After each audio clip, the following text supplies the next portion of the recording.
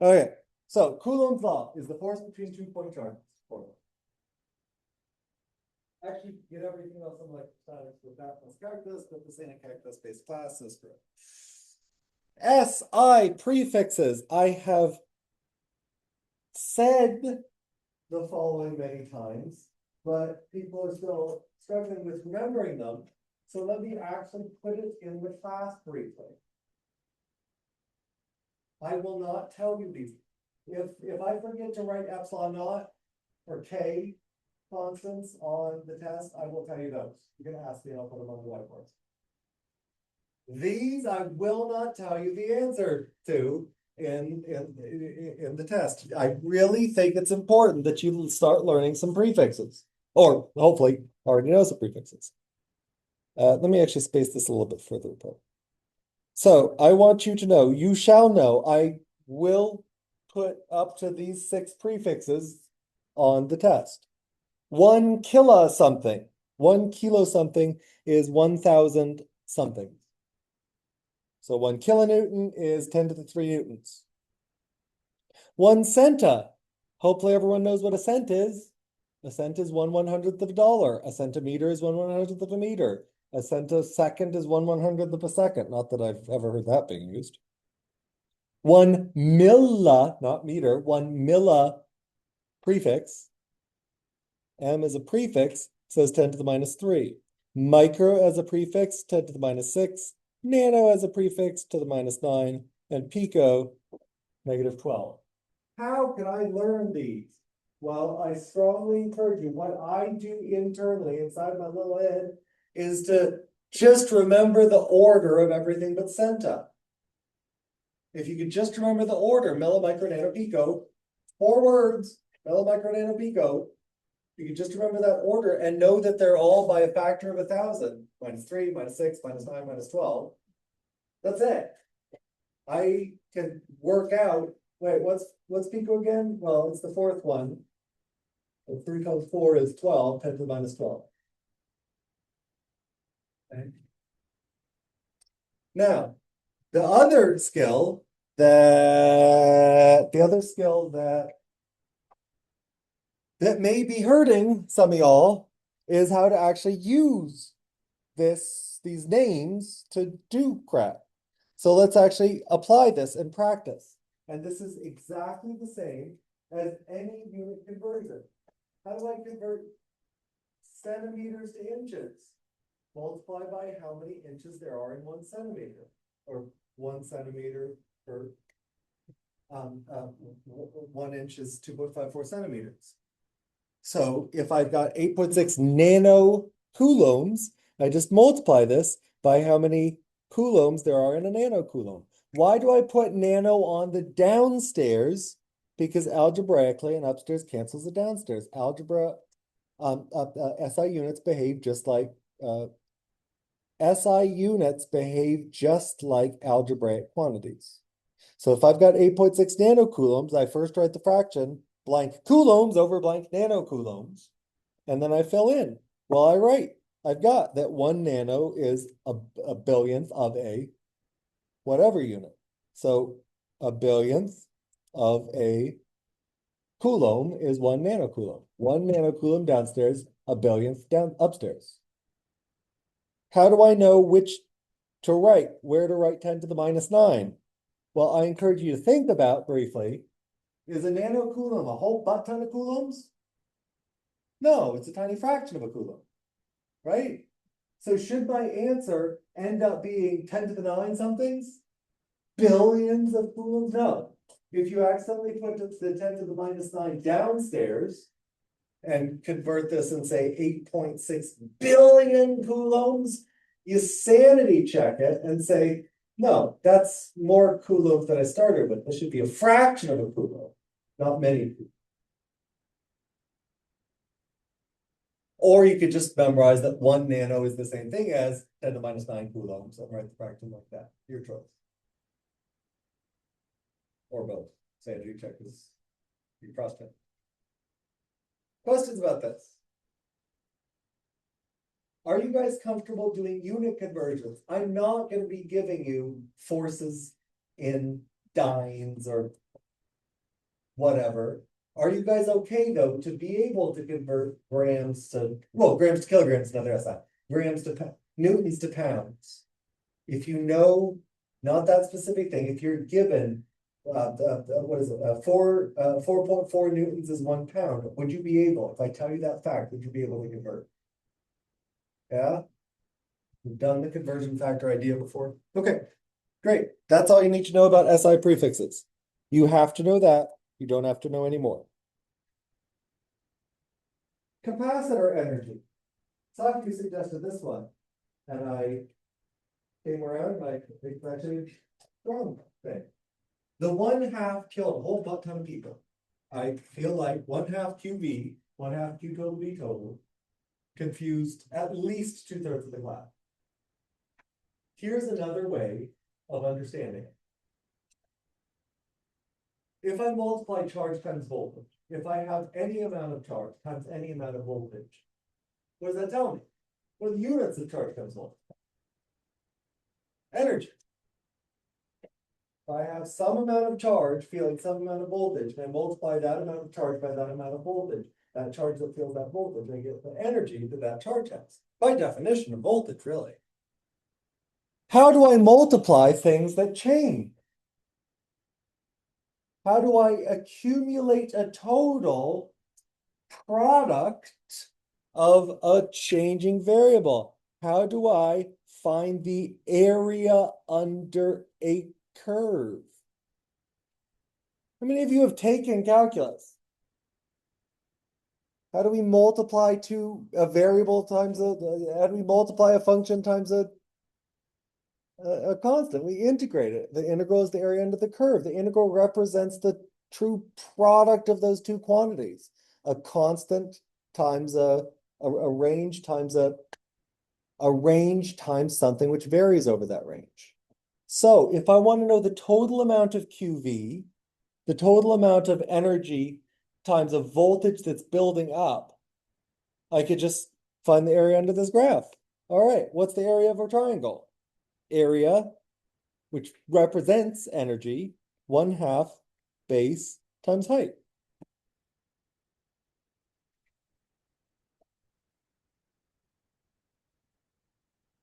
Oh my God, it's the formula I gave you before.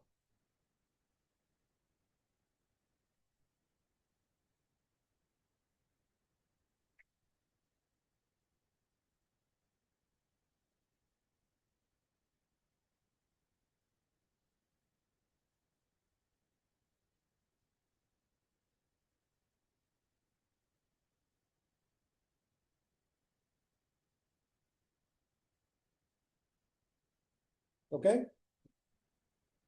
Yeah, you like that better?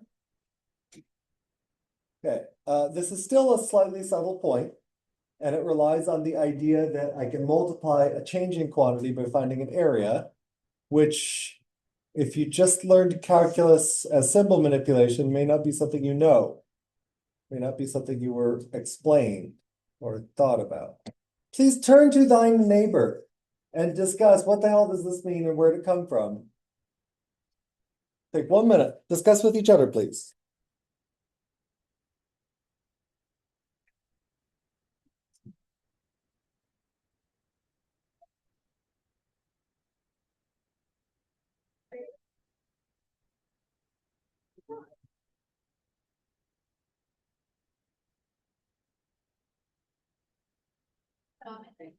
Yeah.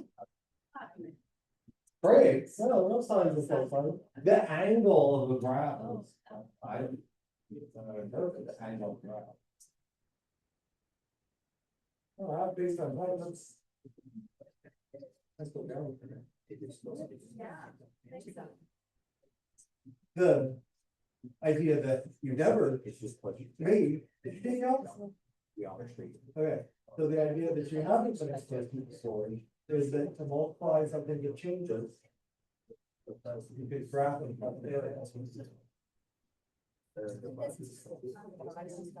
This is the capacitor, charge versus voltage. Not that.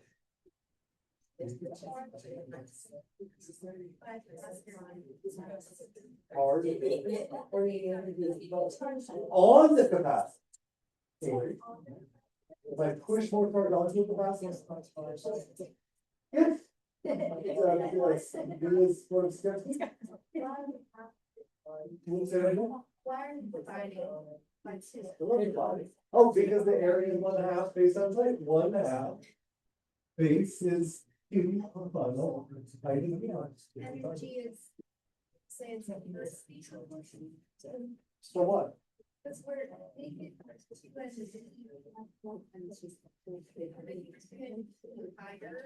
Higher. Like, greater number. If we go back, Go on. number is 5 2. The energy will go back. Yes. If you have a capacitor that is charging, you can't just take all of the charge times all of the voltage, because not all the charge feels all the voltage as it is charging. You would be over counting if you took final times 5. It is because increasing charge increases the voltage that you get that factor limit. Good. That's perfect. Questions? Comments, please. What's the area of triangle? Yeah. I was just saying, the profound thing is, have you taken calculus? Did you ever think about, where you ever taught that all integrals are, all area under a curve is how to multiply two things that vary? This is not a calc-based class. We're not doing calc symbol manipulation. But here's a lesson: to multiply two quantities that change, find the area. Other questions? Last question. About this thing. Okay. This is your turn. I need you to help me out here. I started doing electronics in 1997. I have forgotten what's hard. I've forgotten what average people, general public doesn't know. Not average people, but I've forgotten where this is confusing. Just because I'm so freaking used to them. They're my friends and neighbors. I strongly suspect that there are things about capacitors, just what they are, what they taste like, what they smell like, how you use them, blah blah blah blah blah blah blah. Why we talk about them, that are still very much unclear.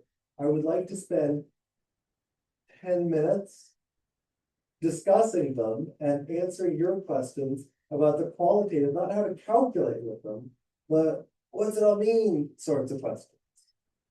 I'll do my darndest to provide the simplest, shortest answers as possible, and I'll go on and on.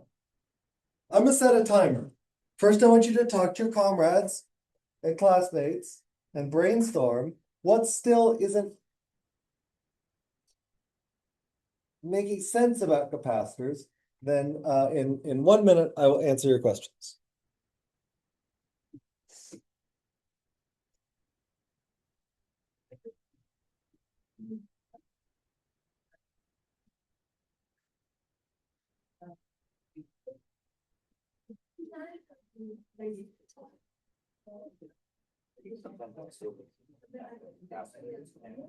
It's like huge guitar. They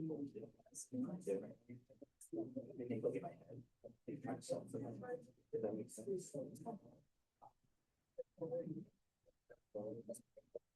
And this is.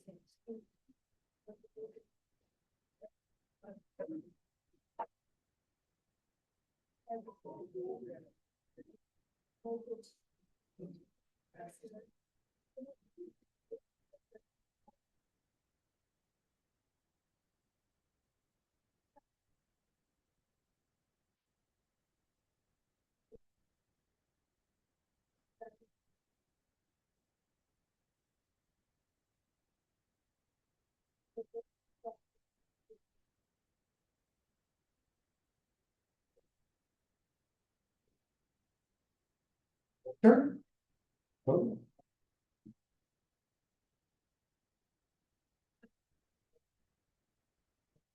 Okay, is that long enough to think about what you don't know? What don't you know? As qualitatively as possible, please.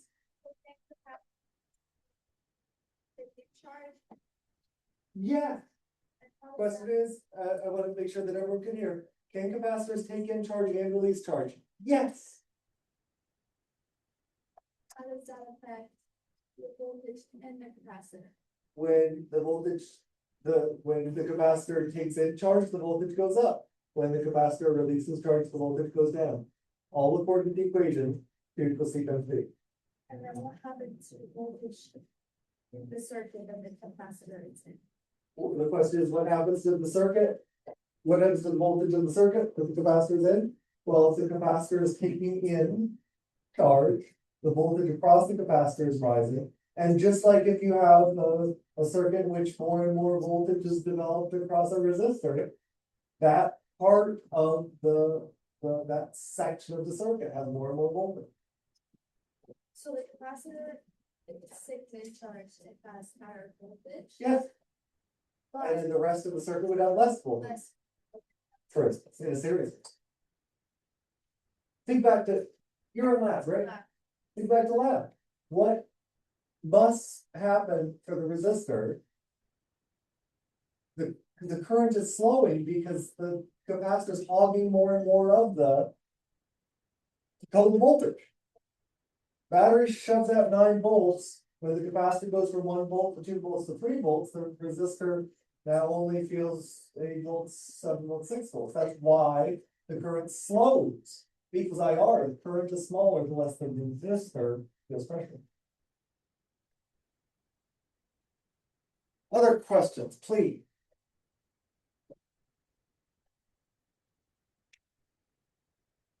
What don't you know? Please. What are some systems that capacitors are used in, like practically? Question is, what are some practical systems that the capacitors are used in? Well, first, let me say that this is a tiny fraction of all, and I don't even know all of the ways that capacitors are used. But one is as a crappy battery. Crappy because its voltage varies instead of a battery keeps a nice steady voltage. But you could use a capacitor to keep the voltage going even if the power goes out.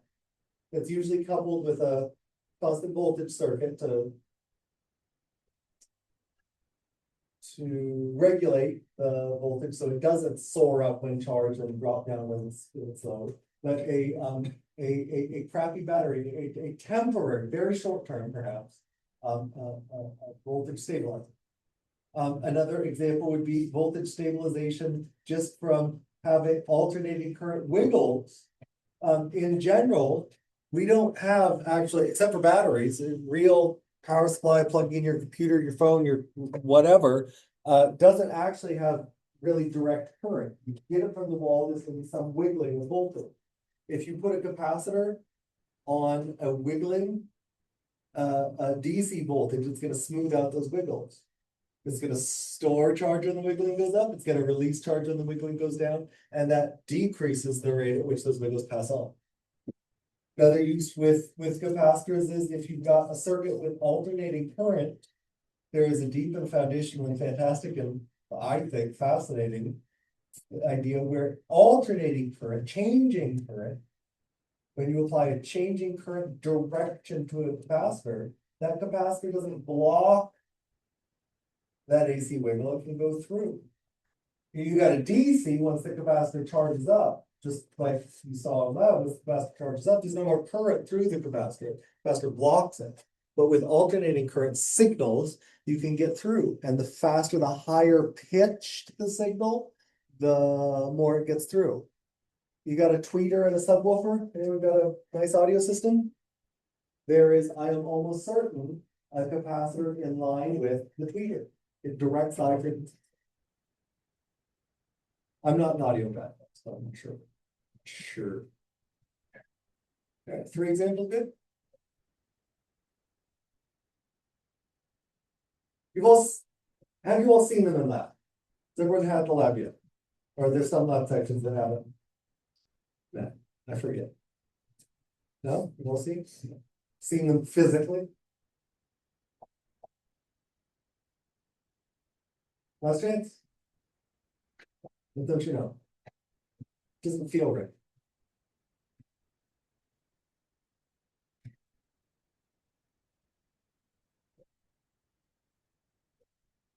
Your hand is halfway vertical, you have to ask them.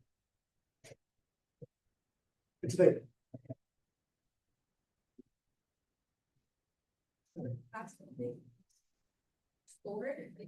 Yeah.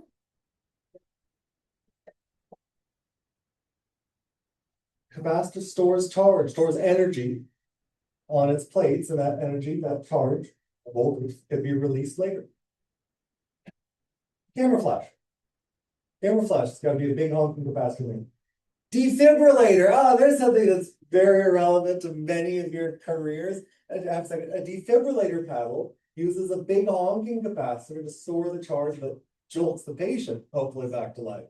The defibrillator paddle needs a lot of current for a brief time interval. That's an outstanding use of a capacitor. So. With the distance between the 2 plates, the distance between the 2 plates affects the capacitance of the capacitor, because the closer the plus and minus are together, the more they help partially cancel out the voltage, decreases the voltage for any given amount of charge, makes it easier to pump up the capacitor's charge. The closer the plates, and in microelectronics and modern materials science, we're able to get very close indeed.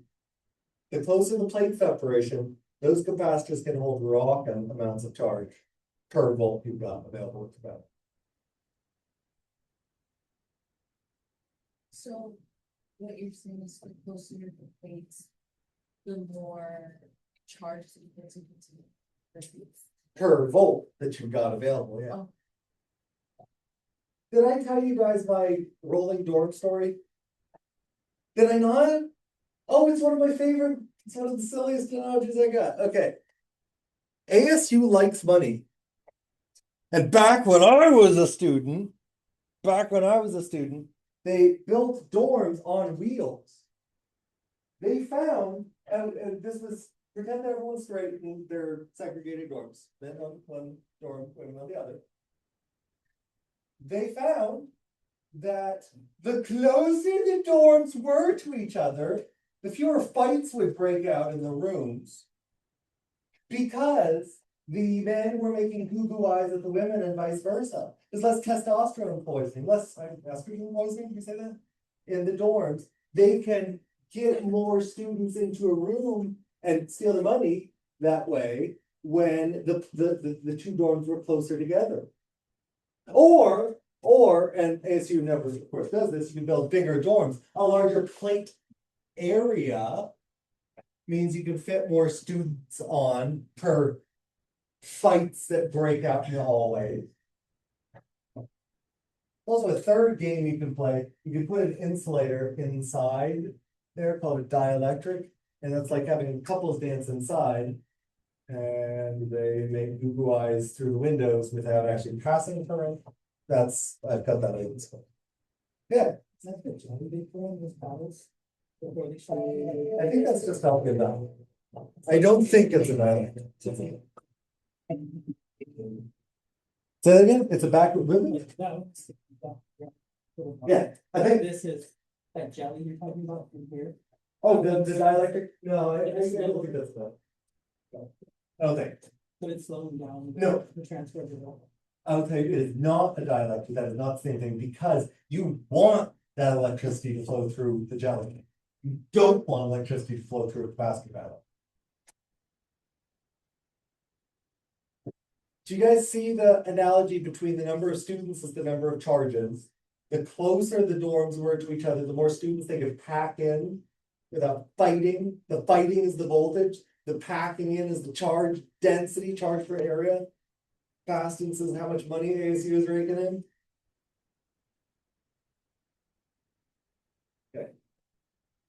Under example, no, other questions. The thing went off, but I'd want to take one last chance. Say that again, what are some what? What are common materials that capacitors are made out of? I'm not certain. Back in the olden days, capacitor, well, the plates are always metal. Good conductor. Back in the olden days, mica, you guys know what mica is? It's a rock. Little flaky rock it flakes. It flakes off. And that's the insulator between them. Crap, what are paper I don't remember, but I think it's an oil. I think you use oil, actual oil between the plates of some honking big capacitors. Paper, you can use paper, you can insulate the two plates with paper. And then in the modern day, I am not certain at all of the material science details, but I know that one of the big advances that has made cell phones and laptops and tablets possible, made smaller electronics possible, is material science has found out better dielectrics, better insulators between the plates of capacitors, which allow those capacitors to shrink tiny.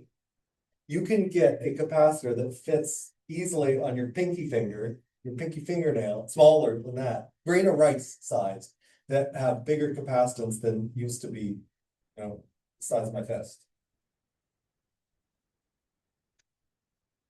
Because of material science, and those are ceramics. Those are advanced ceramics. Oh God, niobium tungsten. No, I'm just making that up. They do crazy material science things that I don't understand. Last chance? Okay. Yeah. Yeah, please. That's the Oh, capacitor. That's charged. They don't really have- there are positives here and negatives there. But I thought that was just like the positive and negative and Yeah, but what makes the negative? Electron. What makes the positive? Ultimately, atoms without an electron. A proton. The protons themselves still flow on, what you got is atoms that one electron is removed from. so in this case, we're still saying that current goes from positive to negative. And the capacitor, like the circuit. Well, when you are charging the capacitor, yeah. The charge is flowing on to the capacitor, charge is entering positive, so you imagine the positive charge entering this way, exiting this way. So we picture it going that way. If you're discharging the capacitor though, current would flow off of the reverse flow. So. If you have a battery, right, electrons flow in the circuit. And then what happens to them once they reach? Well, the capacitor takes the positive charges and stores them on a positive plate. And the battery is going to hoover off the positive charges from the negative plate and pump them up inside the battery. Now this I don't think, this I need to draw a picture. This is the circuit you built, but I'm gonna ignore the resistor for a second. As always, we can ignore the fact that electrons are the things that move. We're gonna talk about positive charges, even though they don't really flow in the circuit. What's a battery? A battery's a pump. A battery takes charge that is already in the circuit wires and components and gives those charges energy, pushing them from a negative side of the battery to a positive side of the battery. A battery sucks. A battery blows. It sucks charge in the negative end, boosts its voltage, and blows it out the positive end. What happens if you blow out the positive end of the battery? Where do those positive charges end up? Bonk, positive plate of the capacitor. When I suck those positive charges to push onto the positive plate, where do those charges come from? The other end of the battery. Those are pulling positive charge this way, pulling positive charge into the battery. The battery pulls positive charge off of the negative plate of the capacitor, leaving negative spot. That's what a battery does. That's why a capacitor gets plus on one side and an equal amount of minus on the other. Maybe a better feeling, picture, intuition. Positive charge, but knowing that it's electrons. Okay, so I'll tell you the story of the electrons. What's actually flowing is the battery pushes those negative charges where they don't want to go. It hoovers in negatives and shoves them to a negative revolver. Those negative charges deposit on the plate of the capacitor. But where did the negative charges come from? The battery doesn't store charges. It sucked electrons into its positive terminal. Where did those come from? They come from this plate of the capacitor. What did they leave behind when the electrons are hoovered off of the positive plate? Positive charges. Atoms missing electron. Positive ions, I guess. And, yeah. This is a battery question, but what makes batteries lose charge if they're just pumping once all the batteries, just losing efficiency? They don't lose charge. That's pop culture. We say a battery is uncharged. That is not actually physics true. That is just like saying the accelerator pedal. No, that is a good one. Talk about the accelerator pedal as if it's special. The gas pedal, the brake pedal, and the steering wheel all accelerate. Remember we saying that last semester? A battery, an uncharged battery. A battery is just a stored chemistry, stored chemical reaction. What's happening with an uncharged battery is the products have become, the reactants have become products. The chemicals have been exhausted. What happens when we reverse that process and provide energy to the battery? All you're doing is providing energy, forcing the reaction to become endothermic, running it backwards. Oh, I don't remember enough chemistry to, you guys probably know more chemistry than I do here. But forcing the reaction to run backwards by providing energy and making those products back into the reactants. It's reactions. It's reactants that a battery has when it's charged. Yeah.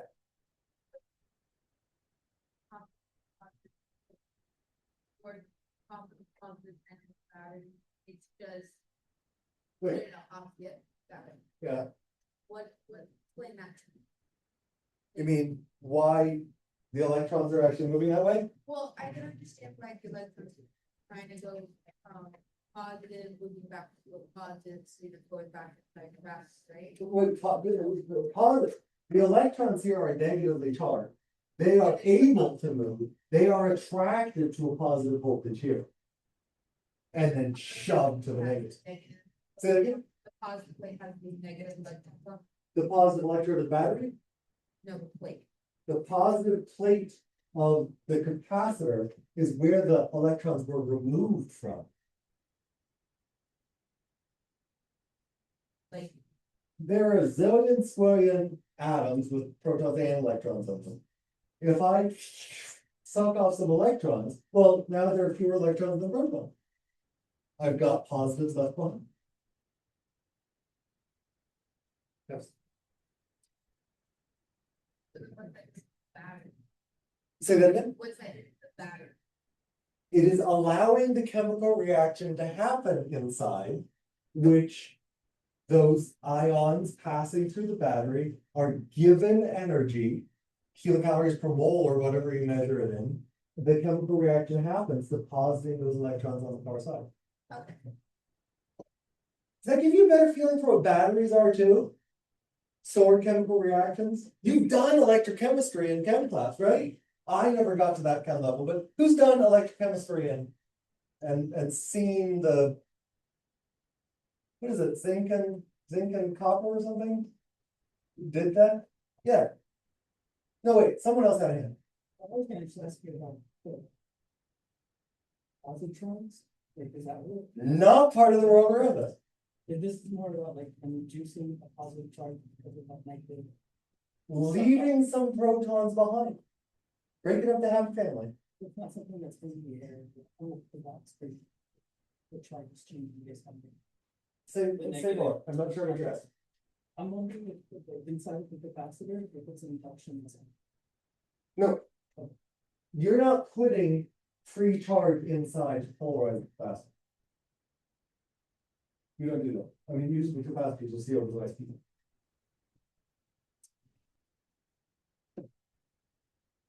Okay. All right, let's do a couple more things and then let's call it a day. Which time have I got?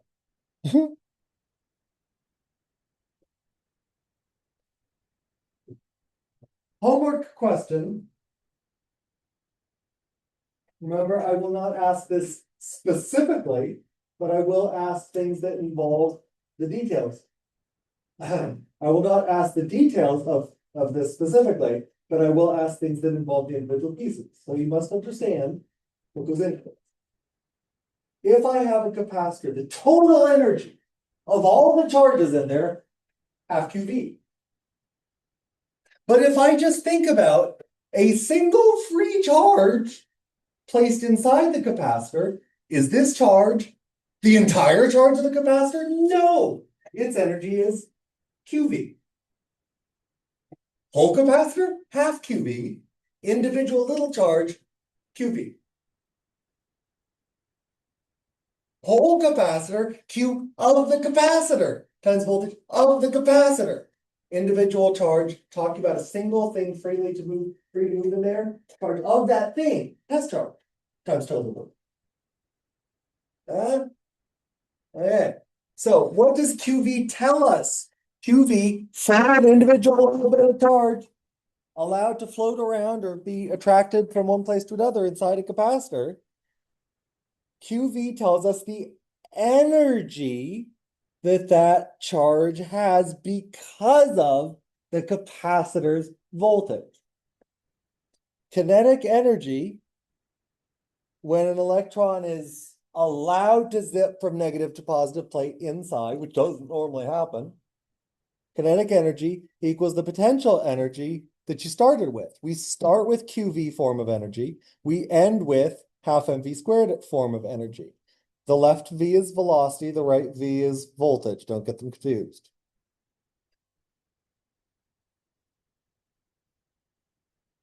I know that energy chapter was at the end of the semester when everyone was tired, and it was briefer. I think I'm going to change that next year. We're going to start with energy, damn it. We'll end with forces or something. I'll make sure. Yell at me if I don't start with energy. Yeah. Okay. Half a second. Okay, so how do you feel about final equals initial here? Half mv squared comes from QV.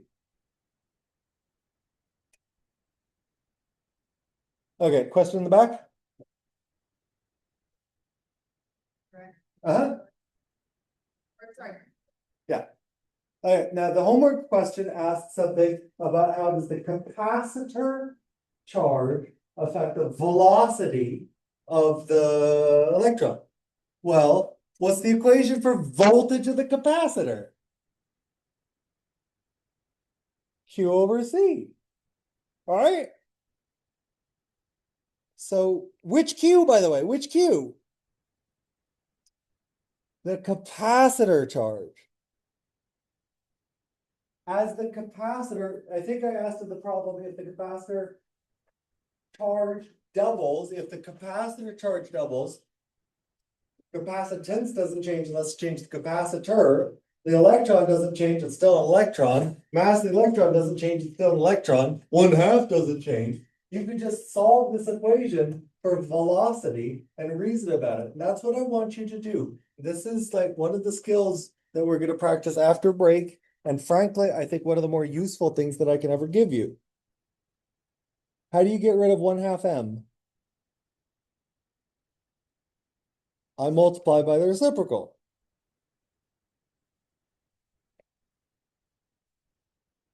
How do you get rid of a square root? Square root. Oh, God damn it.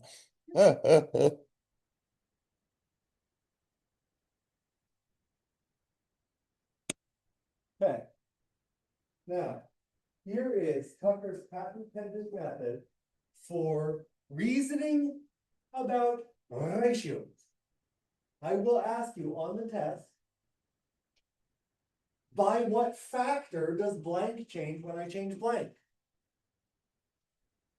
Tucker's patent pending method is set everything that doesn't change to 1. Pretend that everything that doesn't change is 1. If it does change, you got to figure out how it changes, how that depends on the original. For instance, I had to plug in Q over C, capacitor charge divided by capacitor's capacitance, because the original statement, how does charge affect velocity, didn't have capacitor charge in there. Okay, so I solve for velocity, and then I'm going to assume that every damn variable that doesn't vary, every constant is 1, including the number 2. I get the following formula: 1 times 1 times charge over 1 times 1.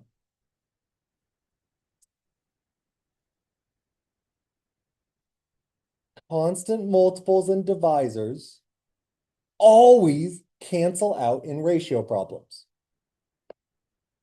Now reason, my friends, about this. If charge doubles, what happens to V? What ratio does V have? If you plug in 2 for Q, what's V become? Square root 2. 1.414. You can always do this. Anytime I ask you, by what factor does blank change? Solve for that variable. Eliminate, just assume everything other than the changing variable is 1. And then plug in, all right, if I double the charge, what's that do to velocity? Root 2 is 1. And if I think actually on the problem, I don't ask on your homework, I don't ask by what ratio, by what factor does blank change. I think I asked what is the new velocity. If you know that the initial velocity is 50 meters per second, and that it changes by a factor of root 2, how do you get the final answer? 50 times root 2. That's what it means to have a factor to change by a factor of. I feel like that is a skill worthy of a practice problem.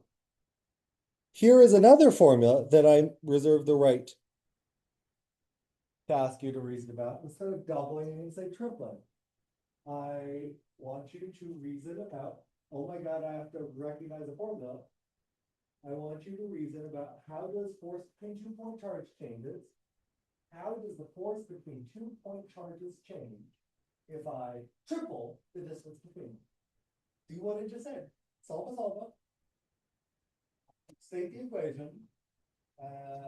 Assume stuff is 1 and plug in. Here's that goal.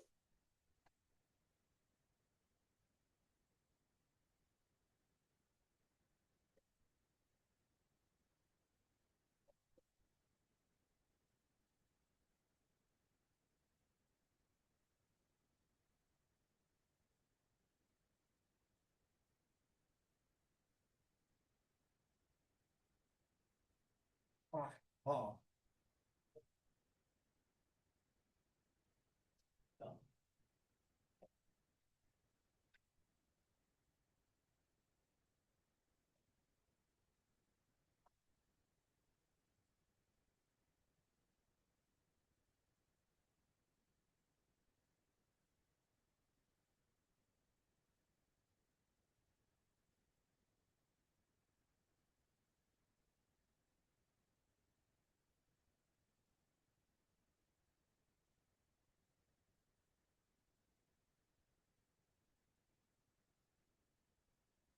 Did you get 1/9?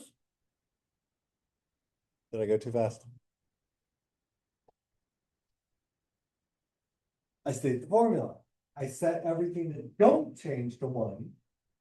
I plug in, excuse me, the factor by which R change, R triples.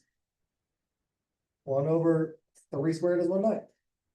The answer would be stated here as if I triple the distance between the charges, the force becomes 1/9 of what it was. Yeah? You okay with this? This is going to be huge. Calculator skills aren't where I want them. being able to plug in numbers and correctly get answers and formulas is from what I've seen on the Google form, not universally solid in here. So I'm going to lean on this skill. Also, frankly, who carries their calculator around in their real world life? If you could reason about changes using logic, you're gonna be. That's a practical skill. That's a real world skill. So when you have a relationship between two things, being able to plug in and say, wait, a ninth as much? No, that's really kind of ignorable. Oh, well, what if I had an exponential relationship, e to the third power? Ooh, e to the third power, that's really increasing, 12 or whatever. Whatever. That's an important factor. My point is, and I do have one, I'm going to be including more questions like factor questions, ratio questions on the test than I did on the previous midterm, where I asked you just to plug in numbers. I'm hoping this helps. We will practice the skill more as well. But I'm also hoping that my patent pending method is not that hard, actually.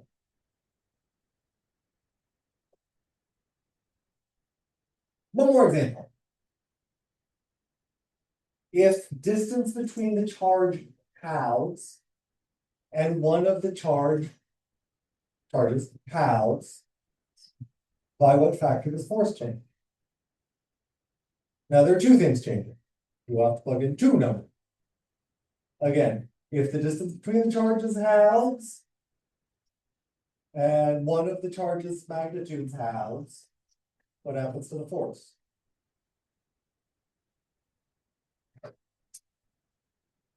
By what ratio does the force change?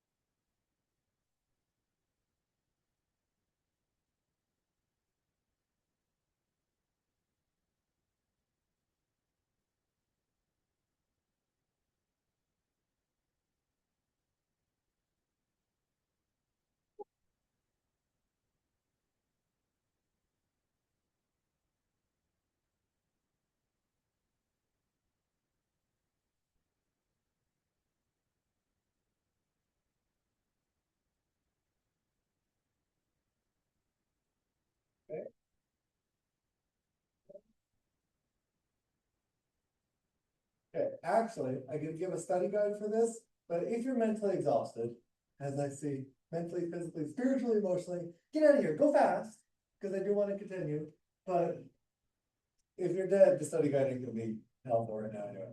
So you can go fast. Anyone can go. Just go fast and quiet, okay?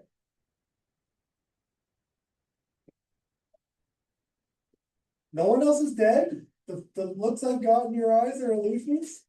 Really? The study guide is important, but you can also watch this on the recording app. Well, it won't be the same, that's true. Alright, here's my study guide. Here are all the formulas. Here are all the formulas that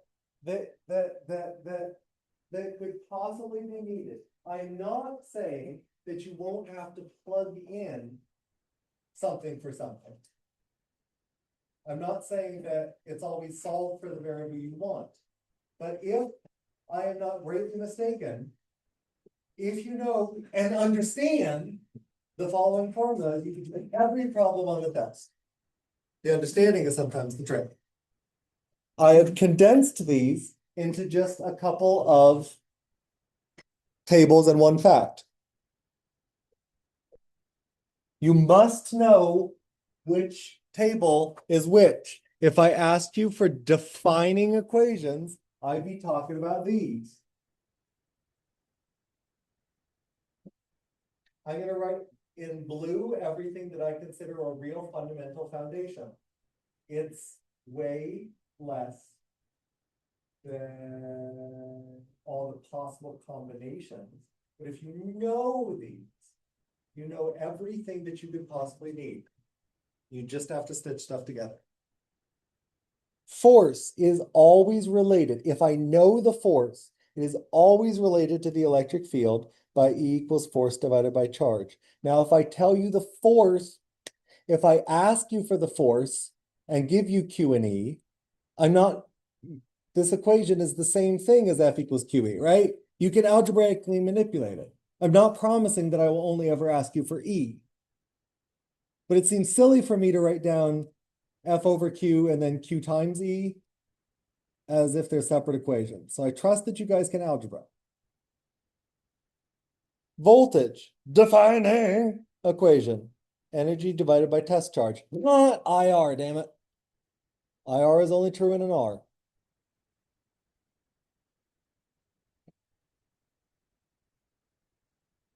And then the defining equation for potential energy.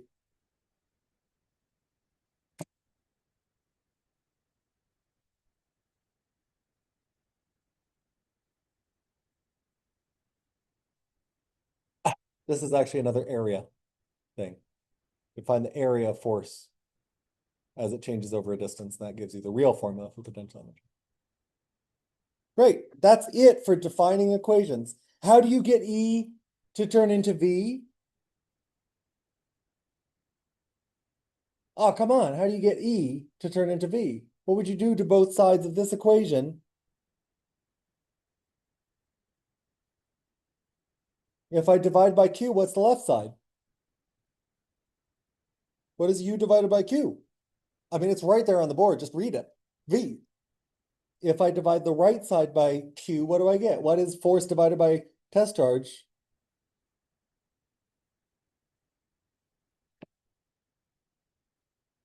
Huh? What? I just divided both sides by Q. You told me to. Correctly. This isn't a new equation. If I give you voltage and field, you could find the force and find the energy, change in energy, and connect them, then solve for sulfur. You can go around the square multiple times. I'm going to stop writing the algebraic rearrangements of these.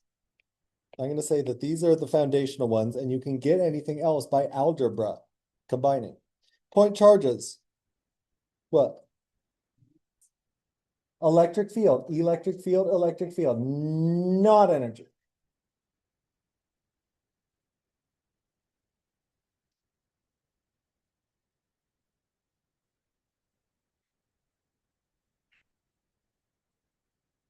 There are the two definitional defining, not definitions.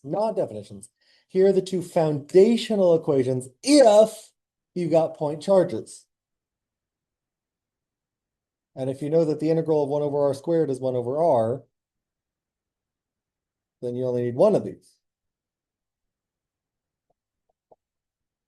Capacitor. There is no force equation that we're caring about. Yeah.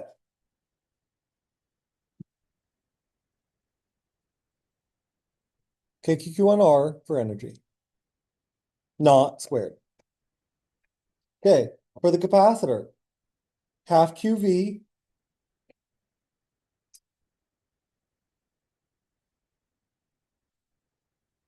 Q over A epsilon.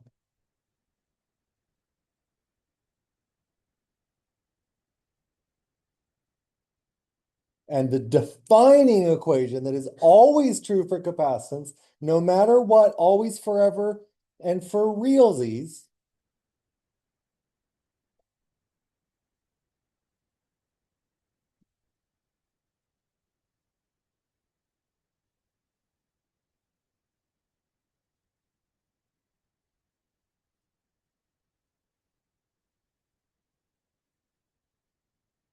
and the fact that if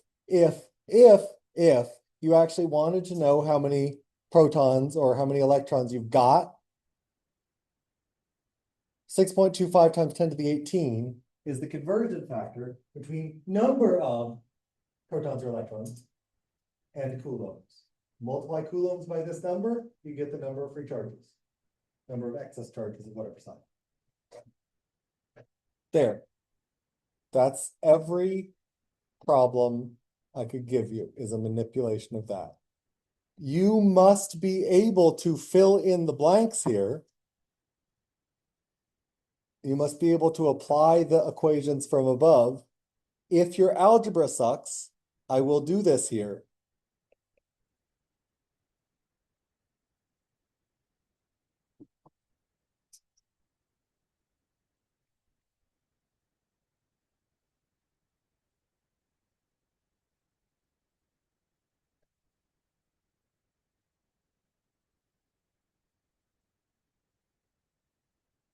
Parentheses is weirding me out, but whatever.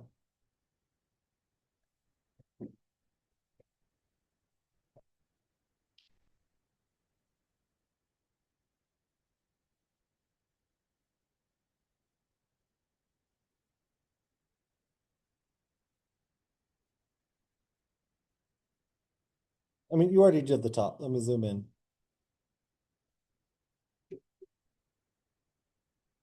There is nothing that is not contained in the ideas connected between these. If you just alphabet soup these, you're screwed. You have to actually understand what these mean, what they're talking about, get some kind of feeling for them and read carefully. But there is no equation that is not one of the ones that I wrote first, or the permutations of algebra-ing them to get the pink ones. How many base equations were there? 3, 4, 5, 6, 7, 8. 8 equations in 6 weeks. It's not the end of the world. It's not 20 like it feels. Look for the pattern. Okay. Last chance for questions. Yes, please.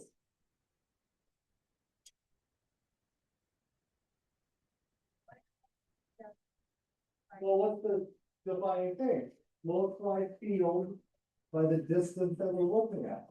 Where did the voltage change? One place to the other. And we usually call that V. Yeah. Other questions? No dairy farmers in here? No other questions? Oh, yes, MCAT students.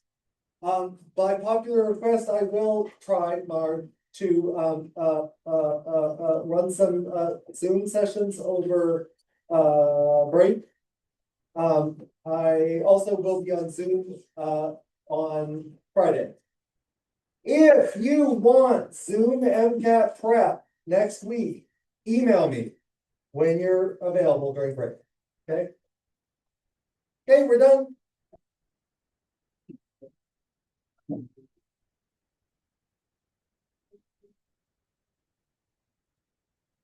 Wait, hold on. I need to end the recording.